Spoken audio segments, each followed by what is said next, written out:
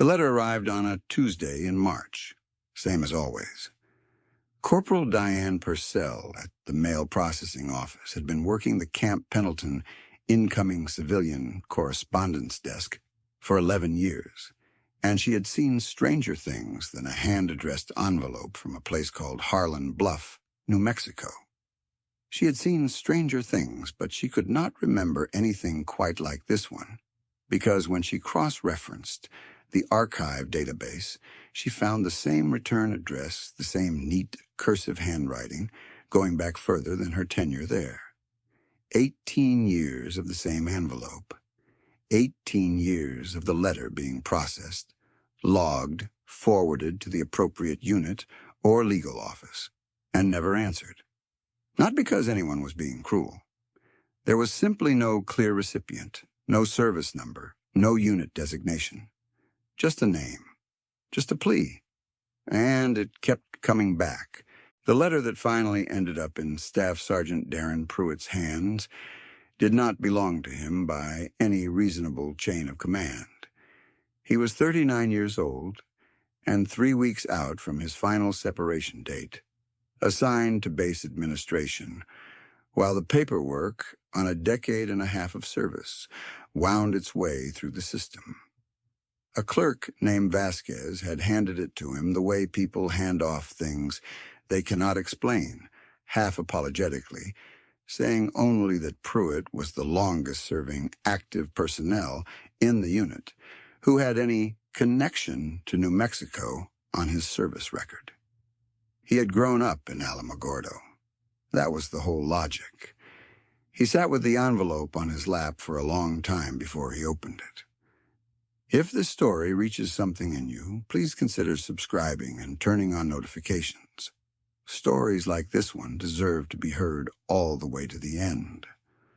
The letter inside was written on thin, ruled paper in the same careful cursive as the outside of the envelope. It was dated the previous November. The woman who wrote it gave her name as Nora Vasquez Kellerman. She was 72 years old. She lived alone on 4.5 acres outside Harlan Bluff. She explained in plain and unhurried sentences that her late husband had served as a Marine in the early 1980s, that he had died of a stroke 6 years prior, and that in the months following his death, she had begun to lose the property they had spent 31 years building together. She was not asking for money. She was not asking for a lawyer. She was asking for someone who might understand what it meant to keep a promise to a man who could no longer keep it himself. Her husband, she wrote, had always believed that if you were ever truly in trouble, you could write to the Marines and someone would come. She had believed him enough to try it for 18 years. Pruitt read the letter twice. Then he folded it, put it back in the envelope, and sat with it until the afternoon light changed. He was a lean, angular man, 6 feet even, with close-cropped hair the color of charcoal-going salt at the temples. His face had the particular weathering of someone who had spent years in wind and sun and situations that did not resolve cleanly. A long jaw, a nose that had been broken once and reset imprecisely, pale green eyes that had a habit of arriving at a reading of a room before the rest of him had fully entered it. He had spent 14 years in the infantry and the last year and a half in administrative purgatory, and the thing he noticed most about both was that the paperwork outlasted everything else. Men came and went. The paper stayed. He drove to the kennel that evening to pick up his dog. He had been thinking about the letter the whole drive, not analyzing it the way he might have analyzed a field report, looking for gaps or inconsistencies or actionable intelligence. He was thinking about the 11 years he himself had spent going where he was told, and doing what needed doing and believing, as Reuben Kellerman had apparently believed, that if someone was in real trouble, the institution would show up. He knew how that worked in practice. He had been inside the institution long enough to understand its honest gaps. The gap between the promise and the delivery was not malice. It was simply size. It was what happened when the paperwork exceeded the personnel and the letters accumulated faster than anyone could read them. Someone like Nora Kellerman could write for 18 years, and the system would process the envelope 18 times and never arrive on her porch. Not because no one cared, but because the system had no mechanism for turning a letter into a presence. He had a presence.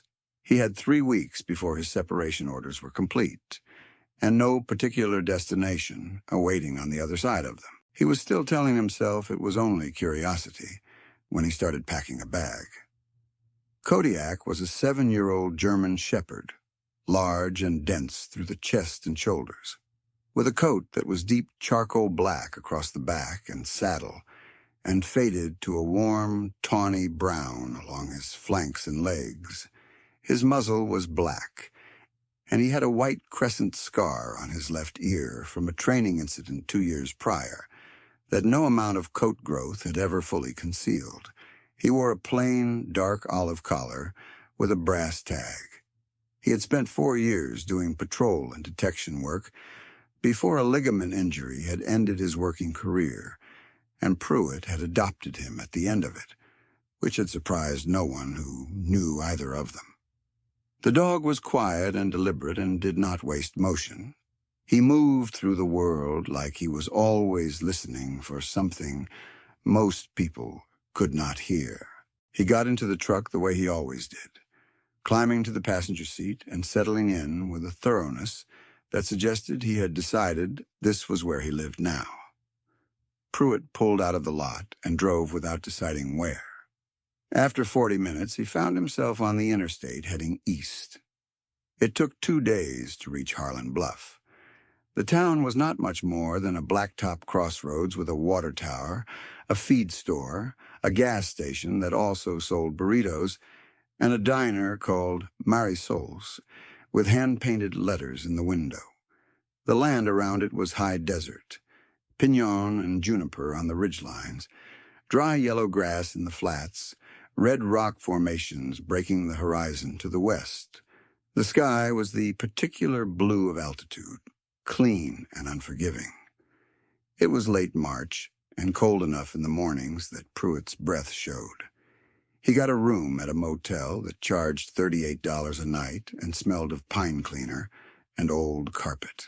The woman at the front desk looked at Kodiak, the way people in small towns look at large dogs, with a mixture of wariness and respect, and then at Pruitt, and she did not say anything about the no pets policy she had certainly read, but chose not to mention.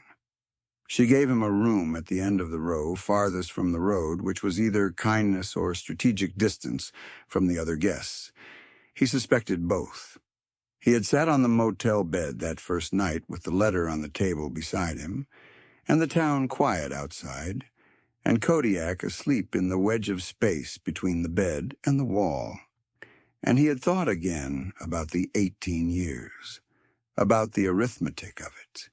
A woman writing a letter every November, addressing it, stamping it, going to the mailbox, believing he was not a sentimental man in the ordinary way, but something about that repetition in the dark, the annual act of faith conducted without any evidence it would ever be received, had gotten under his defenses in a way he had not anticipated and was still not quite ready to examine directly. He found the address from the letter without trouble. 4.5 acres outside town meant a dirt road off the county highway, marked with a mailbox that had been repainted at some point, but was starting to fade again.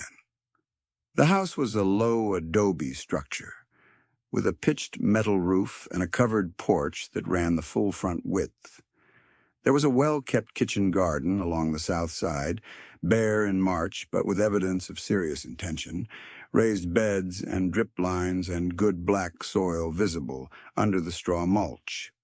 There was a small outbuilding that had once been a workshop, judging by the vented roof and the heavy door. There was a blue pickup truck from the mid-90s in front, which meant someone was home. He sat in his truck at the end of the drive for a moment. Kodiak raised his head and looked toward the house. Pruitt got out. He walked up to the porch and knocked. The woman who came to the door was small and upright, with white hair pulled back in a loose braid, and dark brown eyes that took him in with a frankness that was not unfriendly, but did not invite evasion. She was 72, as the letter said, but she looked like 72 built from something harder than most. She wore a flannel shirt in a deep green plaid, worn jeans, work boots. Her hands, when she opened the screen door and held it, were the hands of someone who had been doing physical work for 60 of her 72 years. She looked at him. She looked at the dog. She looked back at him. "Marine?" she said. "Yes, ma'am," Pruitt said. She nodded, as if something that had been pending was now resolved. Her name was Nora Kellerman, and her husband had been Reuben Kellerman, who had served with 2nd Battalion, 5th Marines, in 1982 and 1983 before separating and coming back to New Mexico, where he had been born, to build something lasting. What he had built was a life with Nora on that 4.5 acres, a market garden operation that sold produce to restaurants in the county seat and to individuals who drove out on Saturdays for a farm box. For 31 years, that was what they had done. They had raised vegetables and kept bees and fixed what broke and paid what was owed and been the kind of people whose neighbors borrowed tools and returned them clean. Reuben died of a stroke in the spring 6 years prior. He was 67. What happened after that was not a story Nora told quickly.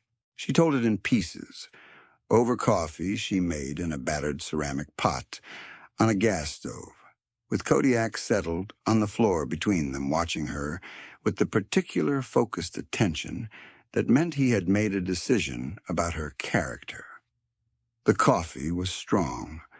The kitchen smelled of dried chilies and wood smoke and something faintly sweet that turned out to be a pie cooling on a rack near the window, apple by the smell of it, with a good amount of cinnamon. She showed him photographs while she talked. There was a framed one on the wall near the back door, Reuben at perhaps 50, standing in the garden with his arms crossed and a hat pushed back on his head, squinting into the sun with the satisfied expression of a man looking at something he built. There was another on the shelf above the wood stove, both of them younger, in front of the house, the metal roof still bright and unpatinate. She did not linger on the photographs. She mentioned them the way you mention landmarks on a road you know by heart, briefly, as orientation. Then she went back to the story, which she had clearly told herself many times and had learned to tell without falling into grief in the middle of it. The grief was there. It was in the particular care with which she kept her voice level, the way precision can function as a container for something too large to be set down. The trouble had started with a man named Dale Greer. Greer ran a company called Westland Holding Group, which had an office in Albuquerque and a website that described itself as a regional land acquisition and property management firm. He had appeared in Harlan Bluff about 2 years after Reuben's death, moving through the area the way a company like his moved through small rural communities, quietly with paperwork and a practiced tone of helpfulness. Nora had met him at the Harlan Bluff Chamber of Commerce lunch, where he had given a brief presentation about rural property investment and the ways landowners could protect themselves against inheritance tax burdens and estate complications. He had been personable. He had asked good questions. He had seemed to listen. 6 months later, she had received a certified letter informing her that her property was subject to a land access claim by Westland Holding Group based on a deeded easement from 1971 before Reuben had purchased the parcel. The easement, which she had never seen or heard of, purported to grant commercial vehicle access across the eastern quarter of her property in exchange for mineral rights compensation, that had apparently been paid to the prior owner 43 years earlier and had never been renegotiated. Nora had taken the letter to the county clerk's office, where she was told that the easement was indeed recorded in the deed records, that it had been continuously valid, and that she would need legal counsel to challenge it. She had taken it to a legal aid office in the county seat, where an overworked attorney told her the same thing in slightly more discouraging terms, and added that Westland had been doing this with 6 other parcels in the region. That was 3 years ago.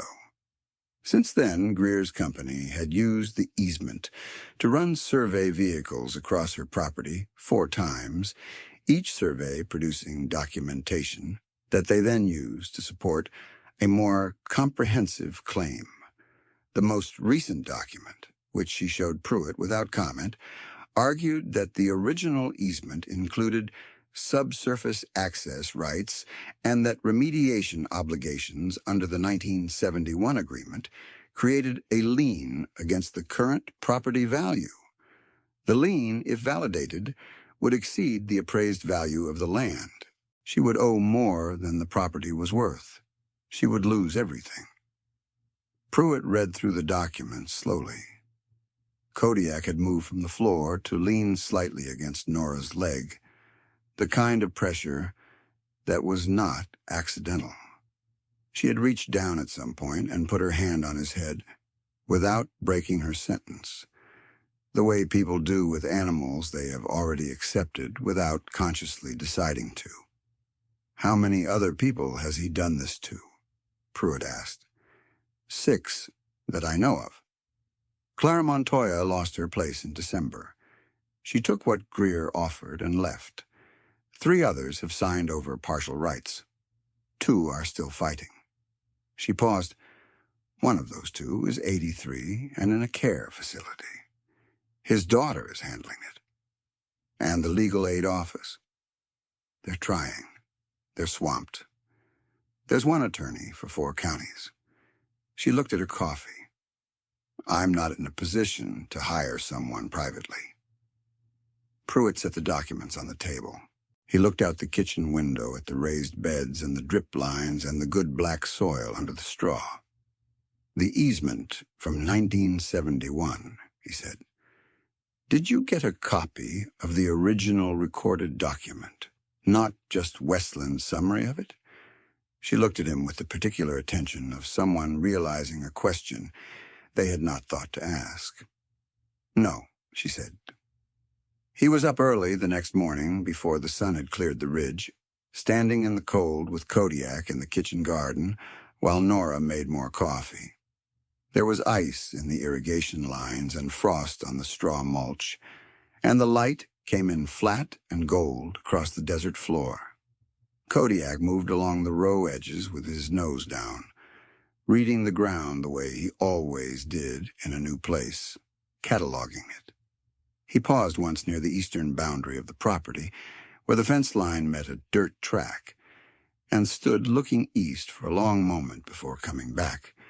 The county seat was 40 minutes west. The county clerk's office opened at 8:30. Pruitt spent 3 hours there. The clerk, a heavy-set man in his 50s named Everett Salcido, who had worked in that office for 22 years, was initially helpful in the cautious way of bureaucrats who had learned to be cautious, but he warmed up when Pruitt explained what he was looking for and why.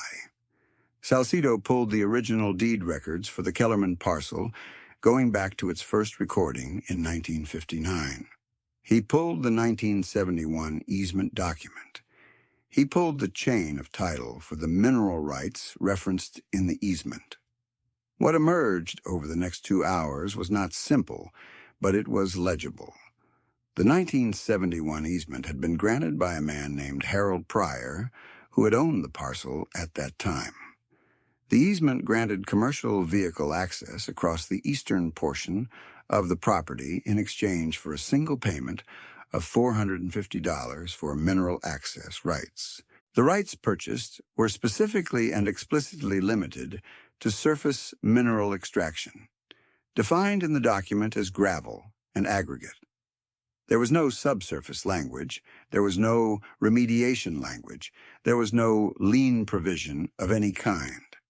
The document Westland had provided to Nora was not the original. It was a transcription with additions. Salcido looked at the two documents side by side for a long time. His expression did not change in the dramatic way of someone shocked. It changed in the quieter way of someone confirming what they had begun to suspect. "I'm going to need to make some calls," he said. Pruitt asked him to make one specific call first, to the State Attorney General's office, Land Fraud Division. He asked him to describe what he was looking at, and to ask whether there were other complaints on file involving Westland Holding Group and Dale Greer. Salcido made the call. He was on hold for 11 minutes. When he got through, the conversation lasted 22 minutes, and he took 4 pages of notes. He set the phone down and looked at Pruitt with the expression of a man who had just learned the creek in his backyard connects to a river he did not know was there. "There are 9 open investigations," he said. "This is the 10th. The drive back to Harlem Bluff had a different quality than the drive out. The land looked the same, the piñon and the red rock and the long, flat light of early afternoon, but Pruitt's reading of it had shifted. Kodiak was alert in the passenger seat, ears up, watching the road. He had the quality of attentiveness he showed when something was in motion, even if it was not yet visible. Pruitt thought about Reuben Kellerman, who had come back from being a Marine and built a life on 4.5 acres in the high desert and worked it for 31 years and died believing that the people he loved were secure. He had done what a man was supposed to do. He had come home, he had worked, he had maintained what was his, he had provided. He had told his wife the truth, that if you were ever in real trouble, you could write to the Marines and someone would come. And then he had died, and the trouble had come the way it always came for people, without resources or connections or legal sophistication, quietly and bureaucratically, wearing a polite face and carrying documentation. He thought about the letter going out every November for 18 years to a base that had never answered it. He thought about what it cost a person to keep trying that long without any sign it would ever work. And he thought about the patience of it, not resigned patience, but active faith, the patience of someone who had been told a true thing by a trustworthy person and held to it, past the point where most people would have let it go. He stopped at Marsol's diner on his way through town. The diner was warm and smelled of green chile and coffee and the particular comfort of a place that had been feeding the same community for a long time. The woman behind the counter was Marisol Ibarra herself, 61 years old, with silver-streaked black hair pulled back and reading glasses pushed up on her forehead, and the manner of someone who knew everyone in a 40-mile radius and had opinions about all of them. She looked at Pruitt, and then at Kodiak waiting outside the window, and then back at Pruitt. "That your dog?" "Yes, ma'am." "He can come in. I've got an old towel by the door he can lay on." Kodiak came in and found the towel and lay down on it with the satisfaction of an animal who had accepted this establishment's hospitality and would behave accordingly. Pruitt had a bowl of pozole and told Marisol what he had found that morning. He did not tell her because he had calculated that she would be useful, though she would be. He told her because she was the kind of person you tell things to when the things are heavy and need to be spoken aloud. She listened without interrupting. When he finished, she was quiet for a moment, wiping down the counter. "Clara Montoya," she said finally, "who signed over the access rights and left. Her granddaughter still lives here, Lucia. She's 27, and she's been trying to find documentation since December." "How much did Clara sign over?" "I don't know the details, but Lucia might. And there's a man named Frank Archuleta who refused to sign anything and has been corresponding with Westland's lawyers for 2 years. He's a retired surveyor. He might know something about how that easement document got into the records in the form it's in. She refilled his coffee without being asked. Nora, she said. She's been coming in here on Saturday mornings since before Reuben died, every Saturday. 2 eggs, flour tortilla, coffee. She never misses. She doesn't talk much about what's happening with the land, but when she does, she's precise about it. She's not confused. She's not asking for sympathy. She's asking for someone to read the same documents she's reading and tell her what they see. That's what she needs, Pruitt said. She's been waiting for it a long time. Marisol set the coffee pot down. What are you going to do? He thought about it. Help her get the right people reading the right documents. The Attorney General's office already has 9 open cases. One more complaint from Nora with the original easement document and the altered version, side by side, makes 10 on record. If Frank Archuleta has professional knowledge of how chain of title documents can be falsified, that's expert testimony. If Lucia Montoya's grandmother signed under duress based on false documentation, that's a victim withstanding. And what do you need from me? A place where people can sit down and talk, if that's something you're willing to do. She looked at him for a moment. Saturday morning, she said. I open at 6. I'm not busy until 8. Pruitt thanked her and left a good tip and went back to the motel with Kodiak, where he sat at the small desk by the window and began writing down what he had found at the county clerk's office in clear and precise language. He was still writing at 11 o'clock. The Saturday meeting happened in the back booth of Marisol's, which had a table large enough for 6 and a coffee urn. The Marisol restocked twice. Frank arrived first, a short man in his early 70s with the kind of posture that comes from decades of precise physical measurement, alert and balanced and comfortable in his own solidity. He had brought 2 folders of his own correspondence with the Westland and a hand-drawn diagram of the parcel map for the 6 affected properties. He set these on the table without preamble. Lucia Montoya arrived 10 minutes later. She was 27, slight and dark-eyed, with a quality of compressed energy that was not anger exactly, but was adjacent to it. The look of someone who had been carrying something heavy for long enough to have gotten strong from it. She had a file folder of her own, which contained the documents her grandmother had signed, and a series of emails from Westland's legal office that she had preserved rather than deleting. Nora came in at 7:15 and sat down next to Lucia and put her hand briefly on the younger woman's arm, a small gesture that contained a history Pruitt could not see but could read the shape of. Everett Salcido from the county clerk's office arrived with the original documents in a sealed manila envelope and an expression that said he had been thinking about this since Tuesday. Pruitt laid out what he had found and what Salcido had confirmed. He spread the original easement and the Westland version side by side on the table and explained the specific differences, the added subsurface language, the fabricated remediation clause, the lien provision that appeared in no prior recording. Frank leaned forward and studied both documents with the careful attention of a man who had spent 40 years reading survey records, and then he said quietly that the font in the added sections was inconsistent with the document's typeset in 1971, and that the recording stamp on the altered version appeared to have been applied over text rather than to blank paper. The table was quiet for a moment.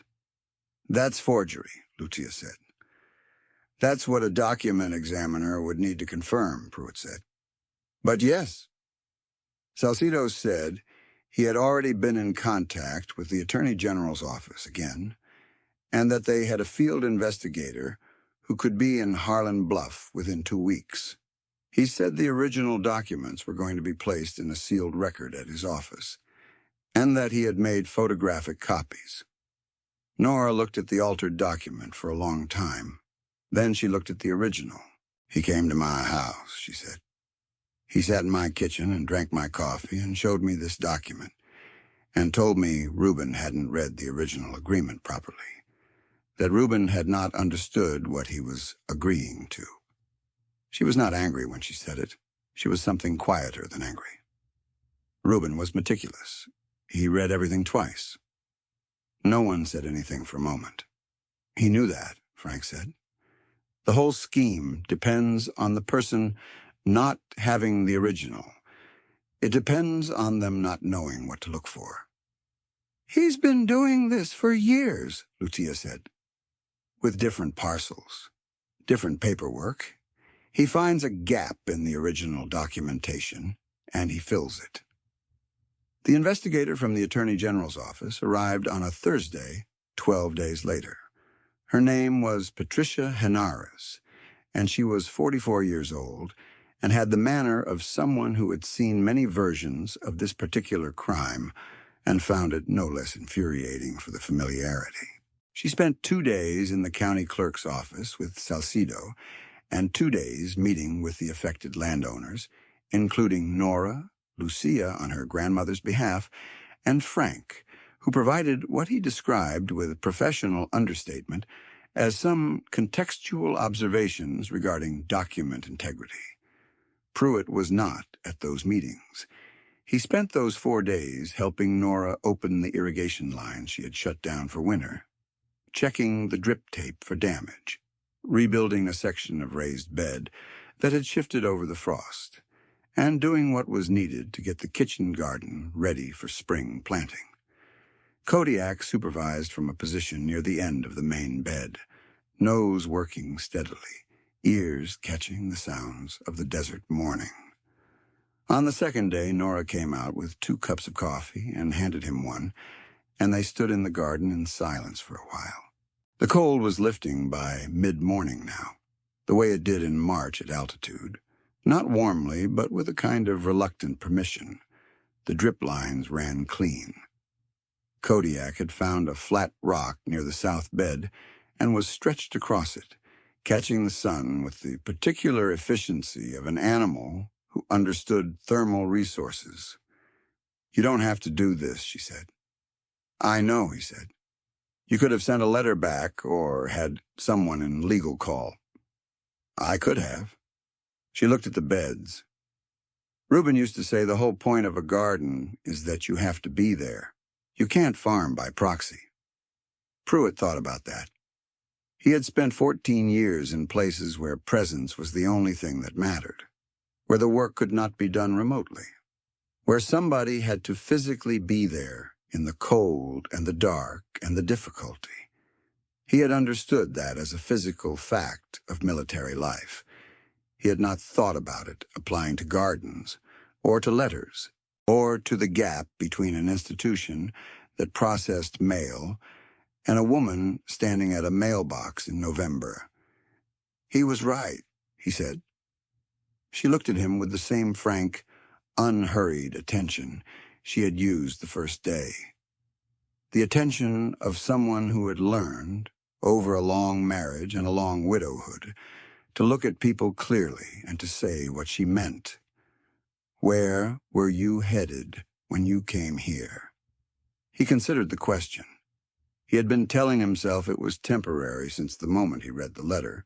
He had been telling himself that in the truck, on the interstate, in the motel room, in the county clerk's office. He had been thorough about it.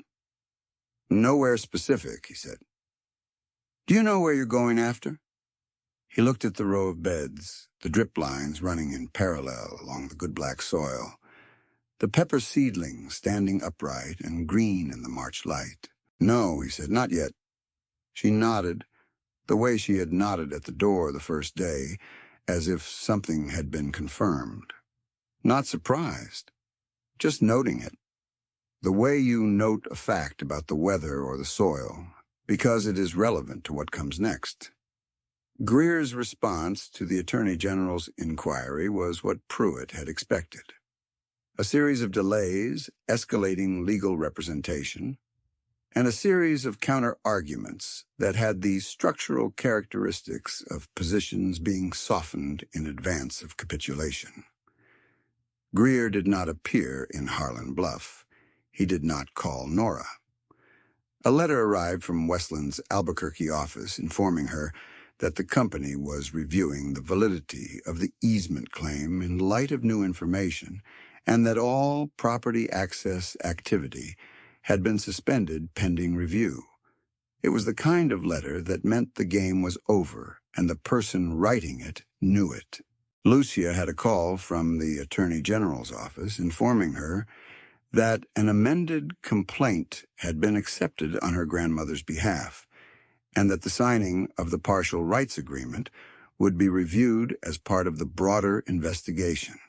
No one told her to expect a particular outcome, but the investigator used the word actionable twice in the same conversation.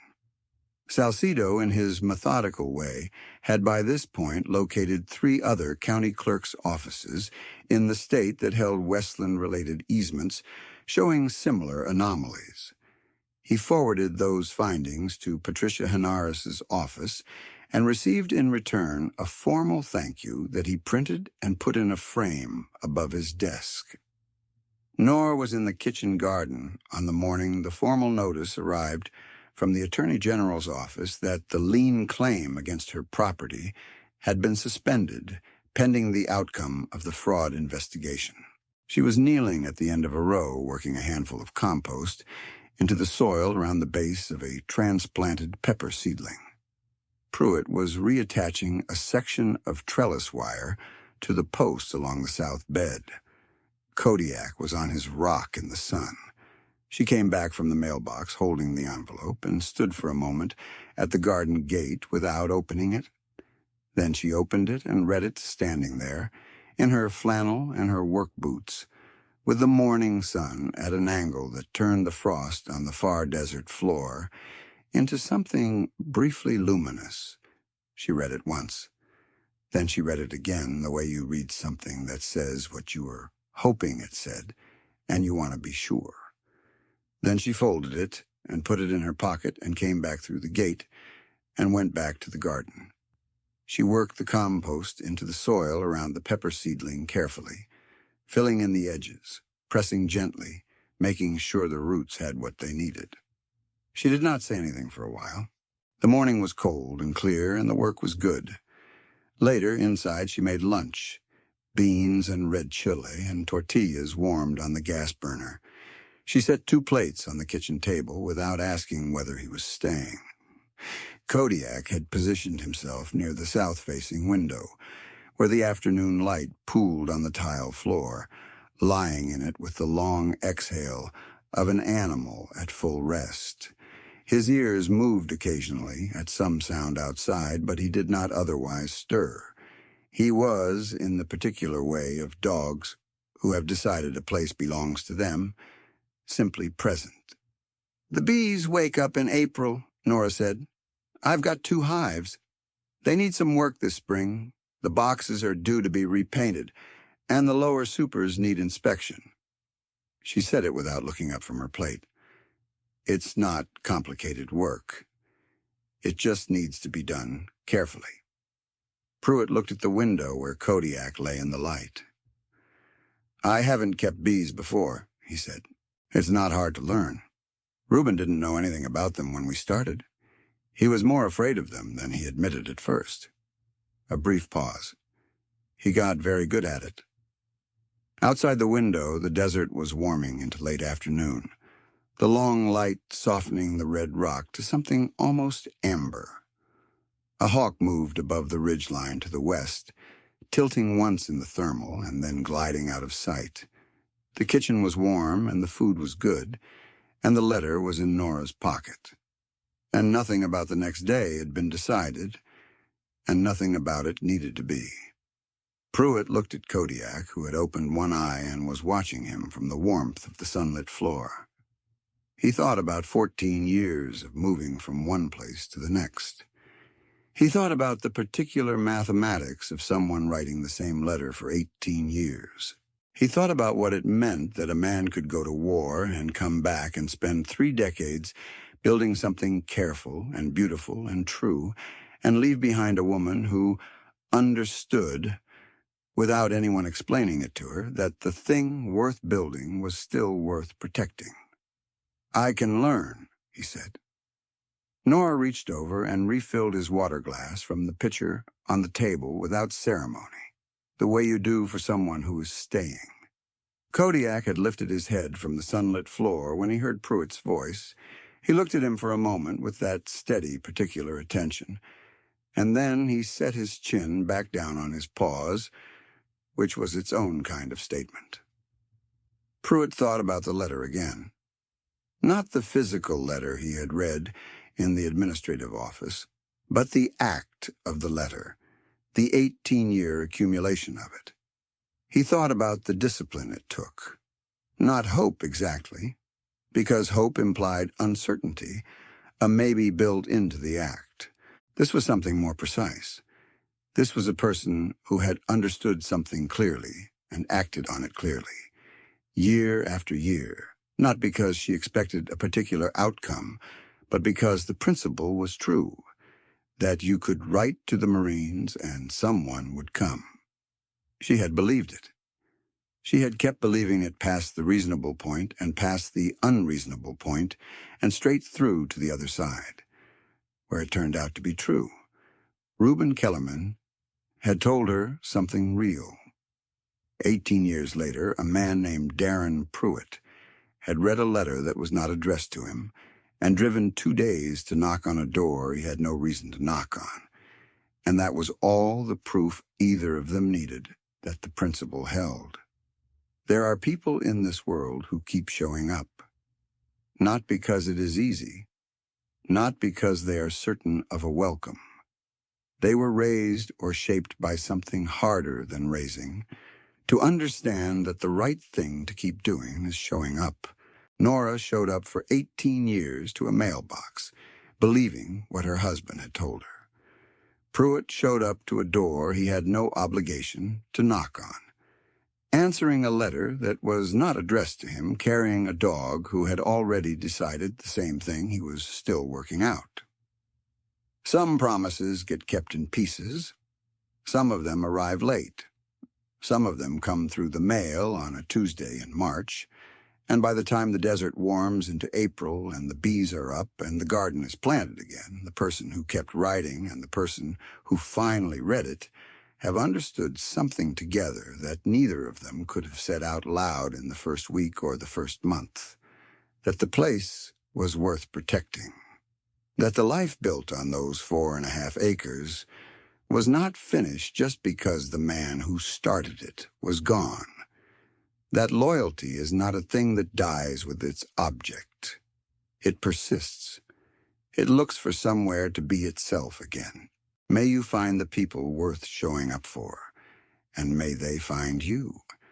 May you have the patience to keep writing when no one answers, and the grace to answer when the letter finally arrives. May what you have built endure. May God bless you and the people you love, and may you rest easy knowing that goodness, when it is patient enough, tends to find its way home.